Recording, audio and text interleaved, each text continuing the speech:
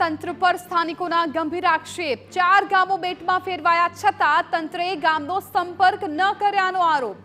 મેઢાદ, વીરપુર, હુસેપુર, કોઠવાડા ગામના લોકોને સ્થળાંતર કરવાની ફરજ પડી છે।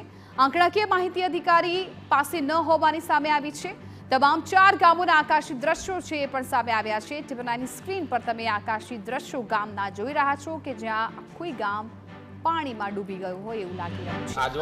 આજવા સરોવરમાંથી પાણી છોડવાથી વિશ્વામિત્રી નદીના સ્તર વધી ગયેલ છે અને વીરપુર, મેઢાદ, ઉસેપુર, કોઠવાડા, ઠીકરિયા આ બધા જ ગામો સંપર્ક વિહોણા થઈ ગયેલ છે। તો અમારા ગામમાં પાણી આવી ગયેલા છે વધારે અને મેં લગભગ 150 લોકોનું સ્થળાંતર કરેલ છે। 150 લોકોનું સ્થળાંતર કરેલ છે। બધા અમુક લોકો રોડ પર ગયા છે ને અમુક લોકો અમારા ઘર બાજુ આવી ગયેલા છે।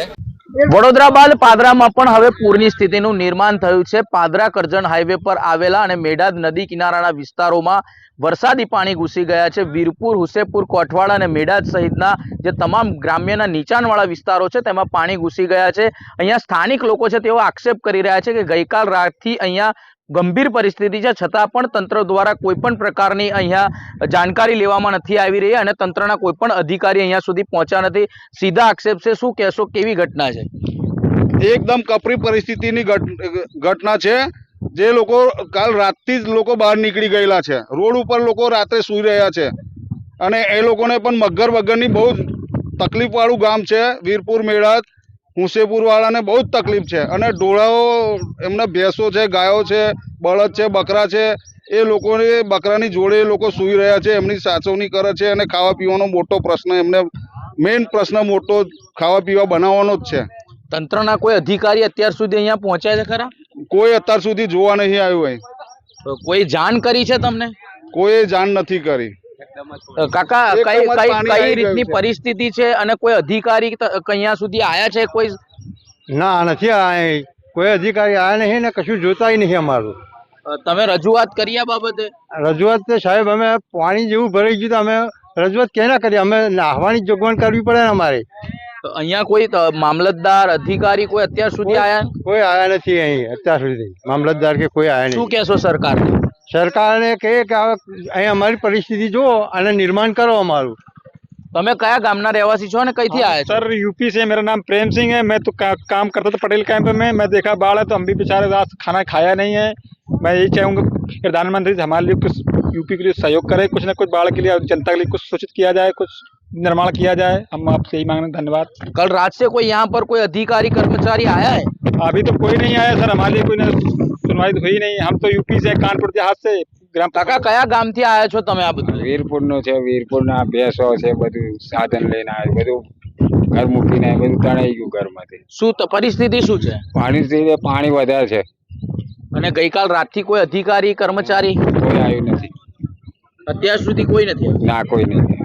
જોઈ શકાય છે કે ક્યાંક ને ક્યાંક જે પ્રકારે આ પરિસ્થિતિનું નિર્માણ થયું છે, આવી પરિસ્થિતિમાં અધિકારીઓ અને કર્મચારીઓ લોકોની વહારે આવવા જોઈએ, પરંતુ અહીંયા લોકો સ્પષ્ટ આક્ષેપ કરી રહ્યા છે કે અત્યાર સુધી કોઈ અધિકારી કે કર્મચારી તેઓને મળવા આવ્યા નથી।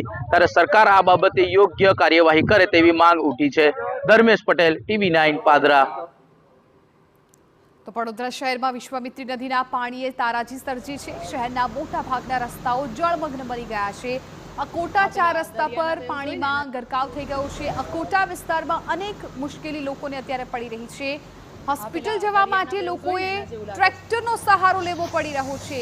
પરિસ્થિતિ એટલી ભયાનક છે કે અત્યારે જરૂરિયાતોની વસ્તુ માટે પણ લોકોને હાલાકીનો સામનો કરવો પડી છે। કોઈને જો હોસ્પિટલ જવું છે તો પણ આ ધસમસતા પાણીમાંથી પસાર થઈ શકે તેમ નથી।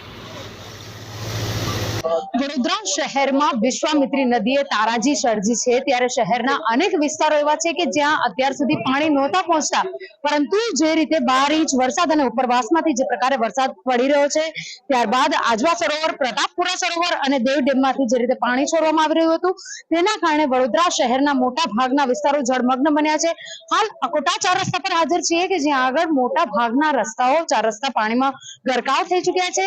એક તરફ જો વાત કરીએ તો અનેક લોકો એવા છે છે જેઓના ઘરમાં પાણી ઘૂસી ગયા છે તેના કારણે તેઓ દ્વારા મદદ માટે રાહ જોવામાં આવી રહી છે.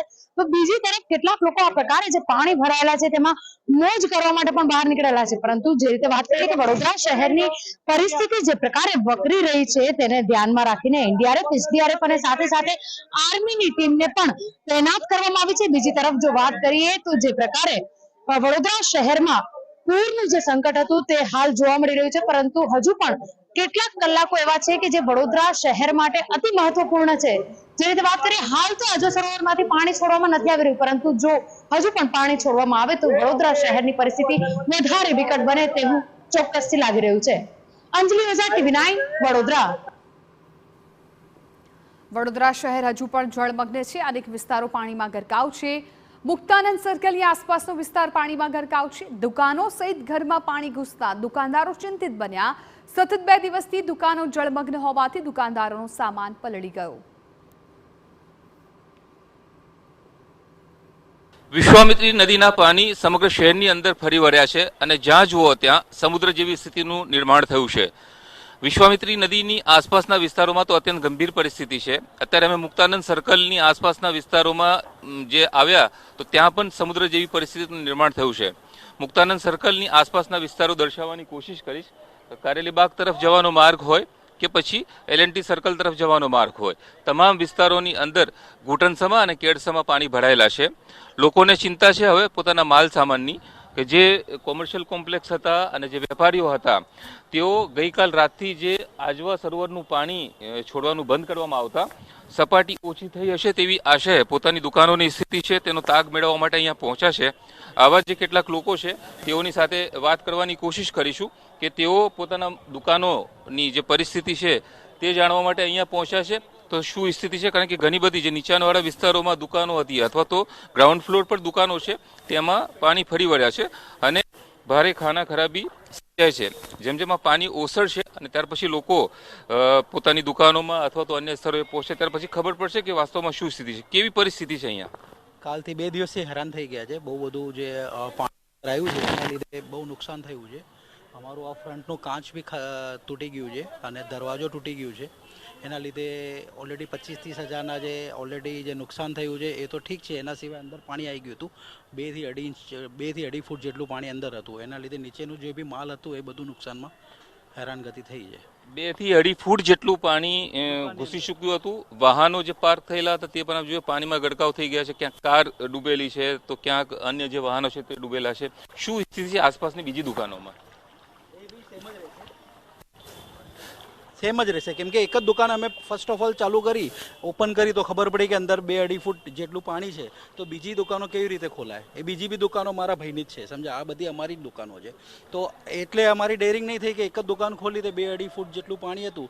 અંદર બી તકલીફ તો હશે જ અને એ પ્રમાણે અત્યારે ખોલી નથી, પણ ખોલીશું તો ખબર પડશે વધારે.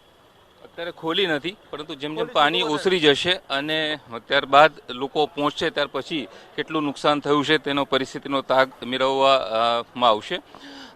હાલ વડોદરાનું જનજીવન એકદમ અસ્તવ્યસ્ત થઈ ગયું છે. જનજીવન ખોરવાઈ ગયેલું છે. લોકો અવરજવર કરી શકતા નથી અને જે વિસ્તારોની અંદર લોકોને અવરજવર કરવી હોય તો આ રીતે ટ્રેક્ટરોનો સહારો લેવો પડે છે. ટ્રેક્ટરની મદદથી જ અવરજવર શક્ય છે. બાકી જે એકબીજાના સહારે ચાલીને એકબીજાના ટેકાથી જરૂરથી નીકળી શકે છે, પરંતુ જો એકલ દોકલ વ્યક્તિ હોય તો તે આ ઘસમસતા પાણીની અંદર ખેંચાઈ શકે છે અથવા તો તેને ગંભીર પરિસ્થિતિનો સામનો કરવો પડી શકે છે. આ તમામ પરિસ્થિતિઓ વચ્ચે તંત્ર આશા રાખી રહ્યું છે કે ગઈકાલથી જે આજવા સરોવરમાંથી પાણી છોડવાનું ઓછું કરવામાં આવ્યું છે તેને કારણે વિશ્વામિત્રી નદીમાંથી પાણી શહેરમાં આવતું ઓછું થશે, બંધ થશે. જોવાનું હવે એ છે કે તંત્રએ જે નિર્ણય લીધો છે તે કેટલો કારગર નીવડે છે. કેમેરામેન ઇમરાન શેખ સાથે યુનુસ ગાઝી, TV9 વડોદરા. સમાચાર ગીર સોમનાથ.